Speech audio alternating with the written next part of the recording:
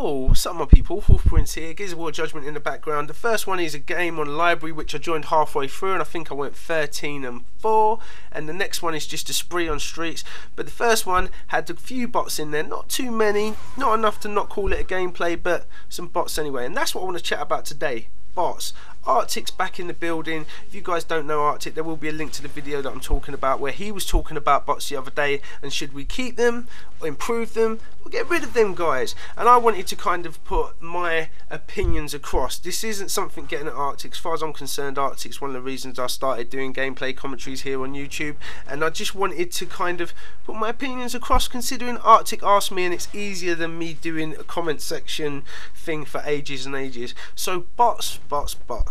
I say that in Gears of War Judgment, or Gears of War in general, across the line at the moment, especially Gears of War 3 as well, we have to have bots. Now the main reason we have to have bots is because if there was no such thing as bots, you could not play certain playlists at all. That would be casual players. I know most people aren't playing things like the VIP playlist and the DLC playlists on Gears of War Judgment for 1, and a lot of the playlists on Gears of War 3, because it's just full of bots and you can't really get better fighting bots all day. But if people would like to play them playlists, the option is there for them to play it. Now if there was no bots, you could never play half the game types on Judgment. I'd never be even able to check to see if anyone was playing Breakthrough really, because you just wouldn't be able to get a game because there's no other players to join you. So bots, for that reason alone, is a reason we cannot lose bots in Gears of War Judgment.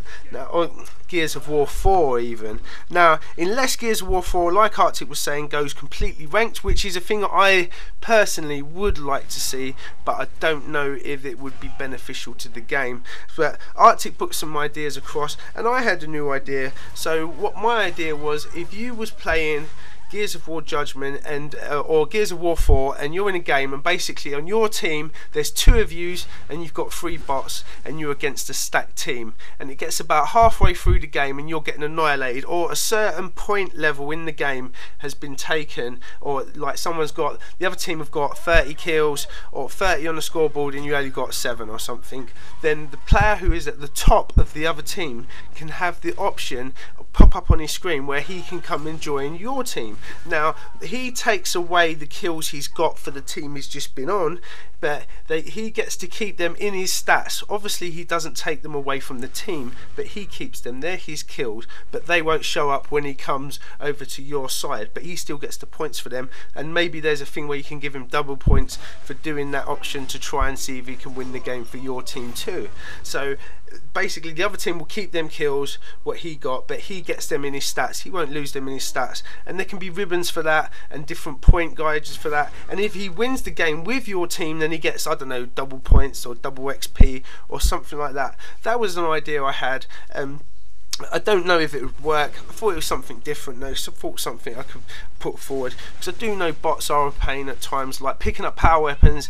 There's something you guys at Black Tusk can do just so they're blind by power weapons like all the other things, because obviously they still have to do objectives like King of the Hill and maybe Breakthrough. Hopefully if Breakthrough's in there, they have to do them things still, but power weapons, just let them forget that there's a power weapon there. The amount of times I've run to power weapons as quick as possible and then a bot picks it up and then I try and chase the bot around to try and get Torque Bow off him, and I just can't get it off him. It's like 1 in 10 he'll actually stay still long enough to give it to me. But bots, they're a must in Gears of War. Things like Halo, when you get into certain games of Halo where you are just getting annihilated with your team and the other team are kind of just wiping the floor with you, and then everyone on your team starts to leave, and then it's just you against a team of 5, which even when you had a full team they were annihilating you. You ain't going to start beating them when you're on your own. So it does work in both things, because obviously in Halo sometimes it can be a difficulty,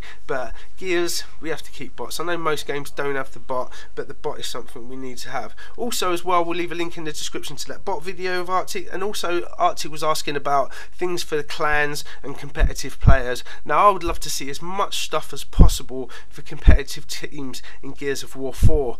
but I'm not sure about a playlist, just a playlist for competitive players, unless it was like a league or a ladder or something. They could put a league in there so anyone who does play actually as a team will get put up that league. That would be amazing. But just a playlist, I don't think that Gears of War needs any more playlists in the next game separating the community. I'd rather go in games and try and find the best games and play against the best players. I know everyone doesn't have that opinion, but if I get my butt whipped, is what it is. It means I need to get better and learn more. Anyway, people, hope you like the commentary. Much love.